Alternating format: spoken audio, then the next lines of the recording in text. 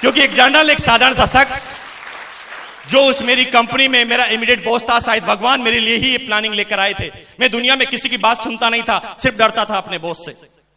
मेरे बॉस ने मुझे संडे के दिन, अगस्त 2000 के दिन मुझे बुलाया घर पर कि आ जाओ, मेरे घर पर एक बिजनेस मीटिंग है, तुम्हें शामिल होना है। मैंने डिटेल में पूछी तो उन्होंने कहा कि बिना पूंजी का व्यापार है। मैंने कहा दिमाग खराब करता है, 10-20 हजार रुपए जो थोड़े बहुत बचत पड़े हैं वो भी लुटवाएगा, बिजनेस करवाएगा। 50 तरह की बातें दिमाग में आई, लेकिन मना करना ताकत नहीं थी। पहुंच गया।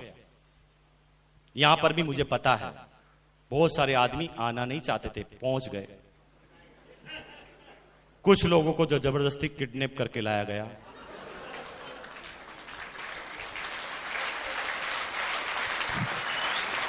कुछ लोग जो हैं बेचारे इसलिए आ गए होंगे कि मना करना उनके बस की बात ही नहीं थी, ऐसे आदमी ने उन्हें इनवाइट किया था। और कुछ लोग इसलिए आ गए होंगे कि 15 बार पहले मना कर चुके थे, आज कोई बहाना नहीं बचा था, क्योंकि अब तक उन्होंने फैमिली में सबको एक एक बार ऊपर पहुंचा दिया था बहाने के अंदर। आज ये हो गया, आज वो हो गया, आज ये हो गया। 15 बार लगातार बनाया होगा, आज 16 बार आना पड़ा होगा, मजबूरी। और कुछ लोग समझदार होंगे जो पिंड छुड़ाने के लिए आए होंगे। वो कहता है, रोज कहता है आरसीएम कर, चल आज चलता हूं, टाइम है मेरे पास, इतनी कमियां निकाल दूंगा कि तू भी छोड़ देगा, चिंता मत कर। अपने दिमाग पर भरोसा करके वो यहां पर पहुंच गए हैं। अब आप में से सोच रहे होंगे कि आप ये बात क्यों जानते हैं, क्योंकि मैं भी पहले दिन यही सोच के आया था। क्योंकि बॉस को मना करना ताकत नहीं थी, लेकिन मैं अपने आप को बॉस से ज्यादा इंटेलिजेंट समझता था। 90% कर्मचारियों की प्रॉब्लम है, अपने बॉस से ज्यादा इंटेलिजेंट अपने आप को मानते हैं। उन्हें सबको पता है कि बॉस तो किस्मत के कारण आगे है, बाकी समझदार मैं हूं। सबको ऐसी गलतफहमी होती है। मुझे भी मेरा बॉस पागल लगता था। मैंने कहा ये किस्मत से आगे पहुंच गया, बाकी इसकी जगह मुझे होना चाहिए। लेकिन जब उसके सामने जाता था तो जबान भी पूरी नहीं खुलती थी। आधी बात में यस और नो होता था, दूसरा कोई वर्ड नहीं बोला जाता था। कितनी भयानक जिंदगी होती है एक कर्मचारी जिनके ऊपर बॉस होता है। और अगर ये बॉस से छुटकारा चाहते हो ना, तो मेरी बात को आज मान लेना। मुझे पता है, मेरे जयपुर में एक दोस्त आरजीएस अफसर है ना, वो संडे के दिन में गया घर पर, उसके घर पर जाकर बैठा, सोफे पर वो बैठा हुआ था, मैं भी उसके पास जाकर बैठा। बात करते करते ही अचानक फोन आया। फोन की आवाज सुनते ही चौंक गया। पहले आराम से बैठा था, सीधा हो गया और कहता है yes sir, yes sir, yes sir, yes sir, yes sir, yes sir, yes sir, yes sir. खड़ा हो गया। अरे मैंने कहा खड़ा क्यों हो गया, तेरा घर है भाई, तू बैठ जा, तेरा बॉस नहीं है यहां पर। यस सर बिना खड़े हो ही कर सकता है, लेकिन गुलामी का एक जोरदार जंजीर जो जकड़ी हुई है, उसे पता भी नहीं चलता कि वो घर पे है कि बाहर है, क्योंकि बॉस का फोन आते ही दिमाग खराब हो जाता है। अब थोड़ी देर yes sir, yes sir, yes sir करता है, और थोड़ी देर बाद फोन को रखने के बाद मुझे क्या कहता है, पागल है साला। मैंने कहा भैया अगर तेरा बॉस इतना ही पागल है तो मुंह पे बोल के बता, असली पागलपन फिर बताएगा वो तेरा, है ना। और इसी गलतफहमी में हम कहीं जीते हैं। और मेरे साथ भी यही था। पहुंच गया पहले दिन, बैठ गया पीछे जाकर। एक आदमी आते ही कहता बजाओ ताली। मैंने कहा क्यों बजाऊं। नए आदमी को बड़ी प्रॉब्लम होती है, वो ताली मैं क्यों बजाऊं ताली। वो अपनी पूरी एनर्जी इस चीज पे लगाते हैं कि ताली नहीं बजाऊंगा। 50 बार बजाने की इच्छा होती तो भी वो कस लेता अपने आप को, नहीं बजाऊंगा। पूरी एनर्जी इस चीज पे लगा रहा है कि ताली नहीं बजाऊंगा। इतनी एनर्जी अगर बजाने में लगा दे तो सक्सेस हो जाए।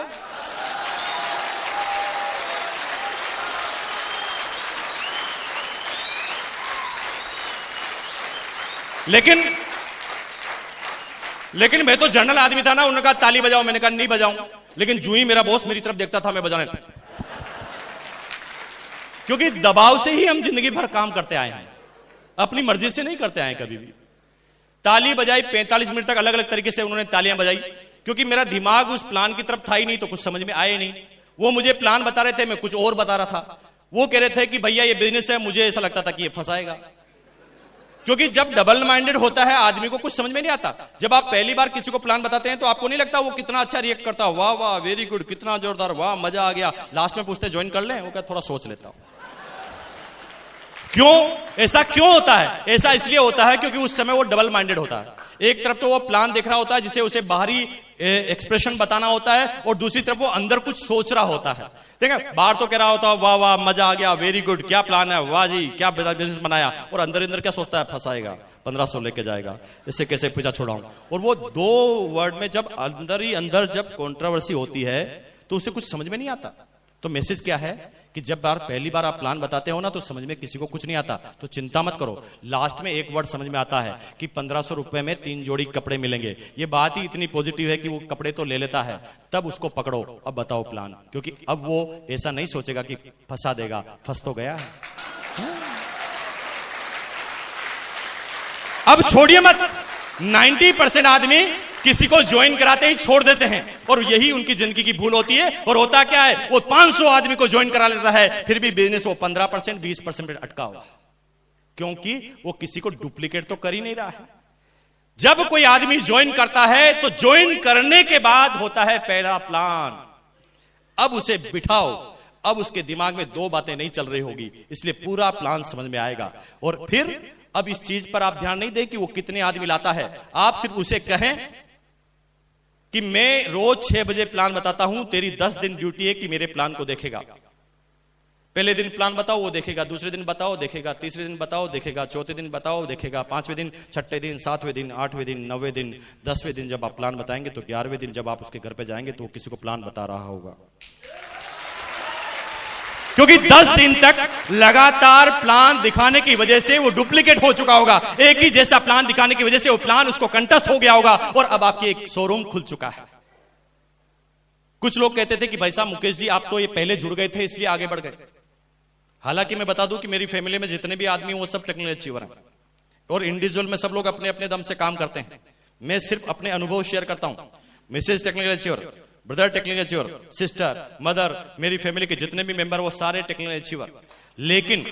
लेकिन एक आदमी ने मुझे चैलेंज किया। मेरी कोई मंशा नहीं थी कि मैं अब पैसों के लिए काम करूं, क्योंकि मैं अभी आगे बात करूंगा तो आपको कुछ आश्चर्यजनक वर्ड लगेंगे। लेकिन जब मेरे को उन्होंने कहा नहीं भैया अब करके बताओ तो माने, तो मैंने 6 महीने पहले एक लेख चालू की, 6 महीने पहले, और मैंने अपने आप का टेस्ट किया, क्या मैं अपने टेस्ट में सफल होता हूं कि नहीं होता हूं। तो मैं बता दूं कि 6 महीने पहले एक लेख चालू की थी। उस लेख को चालू करने के बाद आज जब ये 7वां महीना है तो 7वें महीने में 29 लाख का बिजनेस है उस लेख में, 29 लाख रुपए का। क्यों? और ऐसा आप भी कर सकते हैं।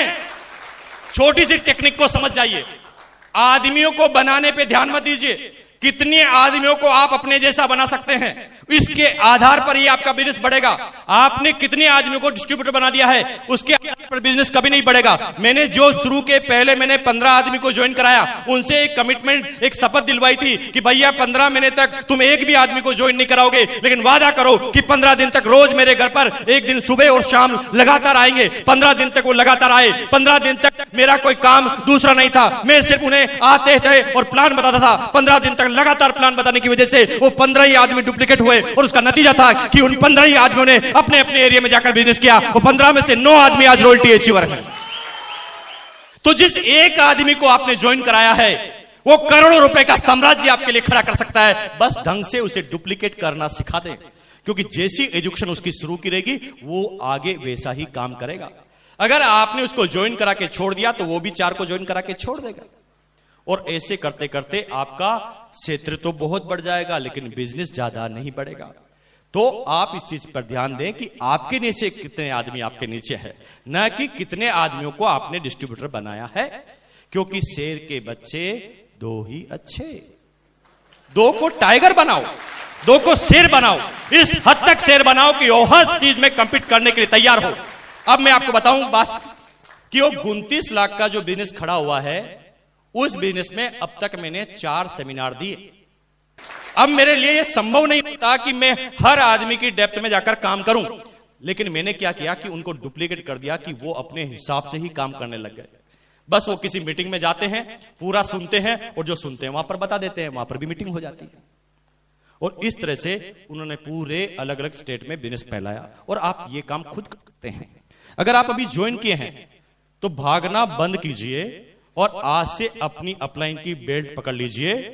और मना करता है तो अपलाइन को कस के पकड़ लो कि सर मुझे 10 दिन चाहिए, मैं 10 दिन आपके साथ रहना चाहता हूं, उसके लिए मुझे क्या कीमत अदा करनी मुझे बताओ, लेकिन 10 दिन तक मैं एक भी मिनट आपको छोड़ने वाला नहीं। 10 मिनट तक मैं आपकी हर एक्टिविटीज पर नजर रखूंगा। 10 दिन तक आप क्या करते हैं मैं सारी चीज देखूंगा। और 10 दिन तक आप अपनी अपलाइन के साथ रह गए तो 11वें दिन वही अपलाइन आप बन गए। लेकिन इसका मतलब यह नहीं है कि अपलाइन से बिना पूछे उसके साथ लग जाए। नो, उसके टाइम के मुताबिक ये अपलाइनें बहुत सारी हो सकती हैं। क्या करते हैं पूरे दिन भर, सिर्फ ये चेक करना 10 दिन तक, और 10 दिन तक वो काम आप करने लग गए तो आप भी टेक्निकल पे पहुंच जाएंगे। सीधी सी बात। अब सिंपल सी बात हुई, मैंने बिजनेस को देखा, देखने के बाद 45 मिनट तक समझ में कुछ नहीं आया।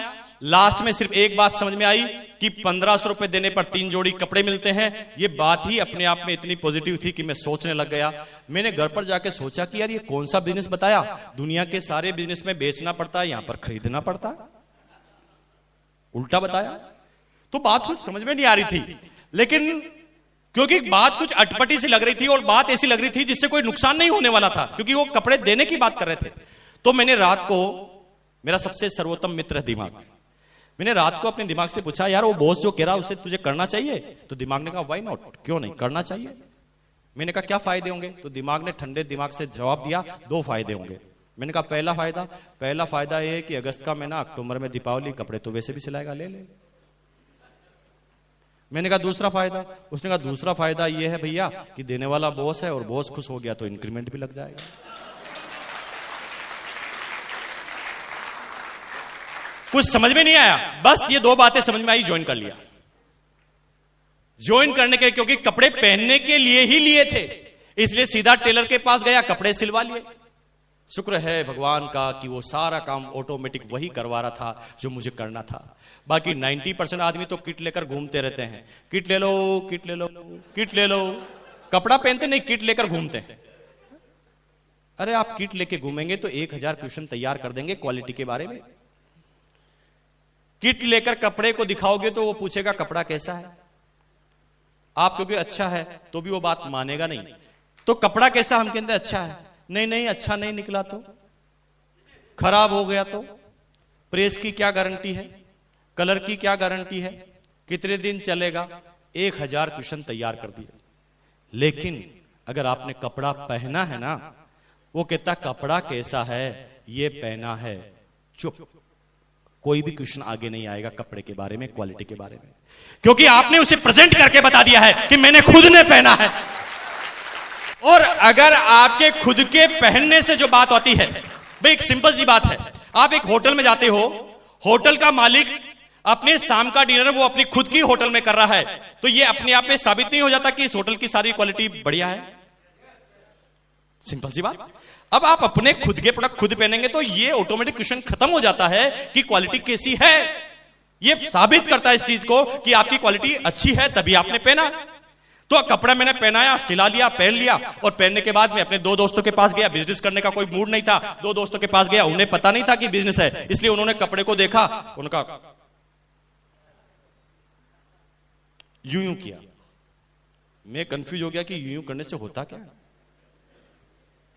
हिंदुस्तान में 90% आदमी की प्रॉब्लम है। हिंदुस्तान में जलेबी वाले से भी पूछो ना कपड़ा कैसा है, तो वो भी अंदर हाथ डाल देता है और यूं करता है। मैं अभी तक भी कंफ्यूज हूं कि ये करने से होता क्या है। जर्मनी और फ्रांस वाले अभी तक भी हिंदुस्तानियों पे शोध कर रहे हैं कि हिंदुस्तानियों के हाथों में कौन से सेंसर हैं जो सब लोग यूं करते हैं कपड़े को। अरे यूं करने से ही पता चल जाता तो दुनिया की बड़ी बड़ी लेटेस्ट टेक्नोलॉजी की मशीनें क्यों बनती, हिंदुस्तानियों को खड़ा कर देते, वो यूं करते रहते।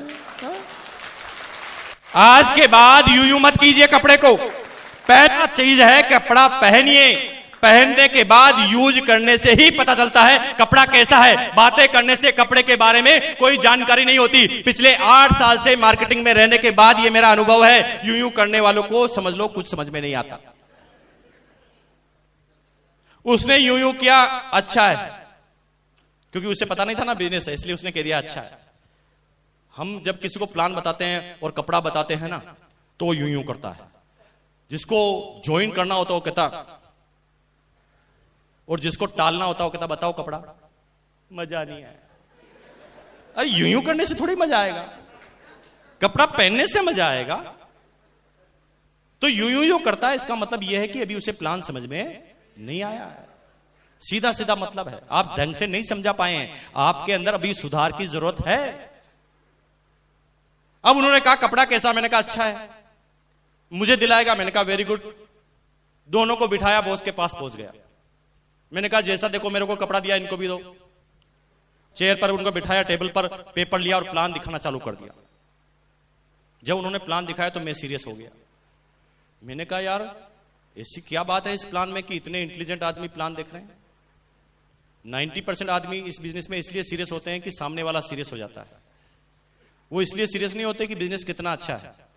दुनिया इस बिजनेस को इसलिए करती है कि कितने आदमी कर रहे हैं, क्योंकि सबको ये शंका लगी रहती है कि पागल में अकेला तो नहीं। हाँ?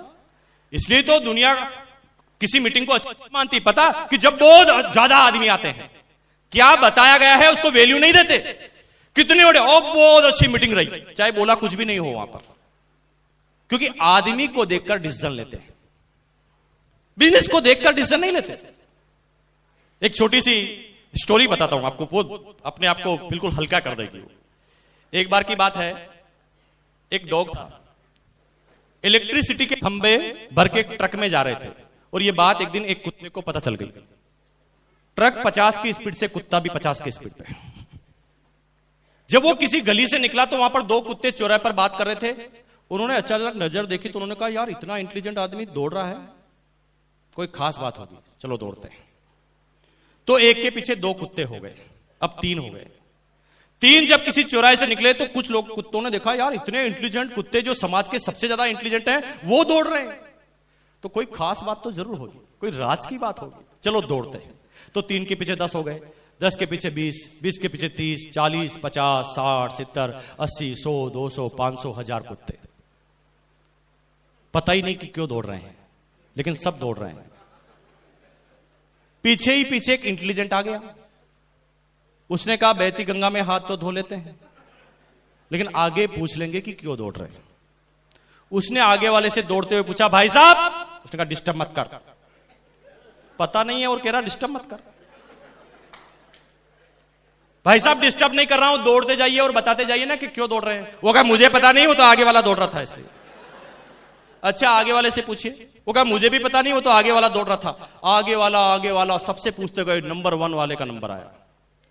उसने कहा भाई साहब 1000 कुत्तों को आपने दुड़वा रखा है, पीछे से भयंकर डिमांड आ रही है, सब जानना चाहते हैं कि हम दौड़ रहे हैं तो क्यों दौड़ रहे हैं, प्लीज बताओ ना। वो कहा बेवकूफो इतना सा पता नहीं है, ये खंबे जहां पर भी लगाएंगे वहां टांग ऊंची करके क्या करेंगे।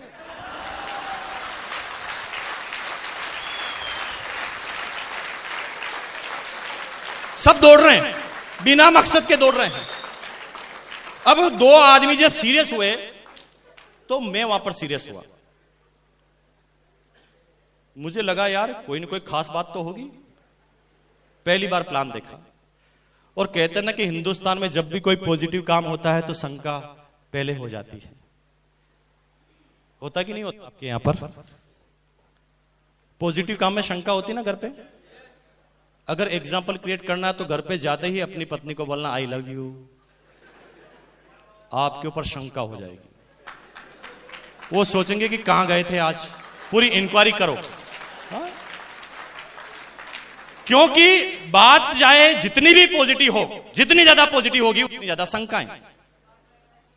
अब जब वो 2 आदमी सीरियस हुए तो मैं पहली बार प्लान के लिए उनके पास बैठा, और जिंदगी में अब मैं पहली बार प्लान देखने लगा, क्योंकि अब ये मैं नहीं सोच रहा था कि फंसाएगा। Yes you got me. अब मेरी बात समझ रहे हैं आप? क्योंकि मैं फंस चुका था, अब मैं प्लान को ढंग से देख रहा था। मैंने कहा अब की क्या खास बात बता रहे हैं, देखते हैं। और पहली बार जब मैंने ढंग से प्लान देखा तो देखते ही पता चल गया कि मुकेश कोठारी, ये एकमात्र ऐसा बिजनेस है जो तेरे लिए बना है, क्योंकि तेरे पास पैसा भी नहीं है और ये बिजनेस बिना पैसों का होता है। तेरे पास टाइम भी नहीं है और इस बिजनेस में टाइम आता है। तेरे पास सिक्योरिटी भी नहीं है और इस बिजनेस में सिक्योरिटी आती है। और ये तीनों काम तेरे के पास इस बिजनेस से आते हैं, इसलिए तुझे इस बिजनेस को करना चाहिए। और ये पहला दिन इस बिजनेस को ज्वाइन करने का। काम करना चालू किया। पहले दिन से काम करना चालू किया। पहले मैंने काम किया, अजीबोगरीब घटना हुई जो सबके साथ होती है। पहले मेरे पास 244 रुपए का स्टेटमेंट आया और डाउनलाइन में 512 के 2 चेक आए। कभी कभी आपके यहां पर होता है कि अपलाइन का चेक कम, डाउनलाइन का ज्यादा। कितने आदमी के साथ हुआ? हाथ खड़ा कीजिए। चिंता मत करो, आप मेरी कैटेगरी के आदमी हैं, आप भी यहां तक आ जाएंगे।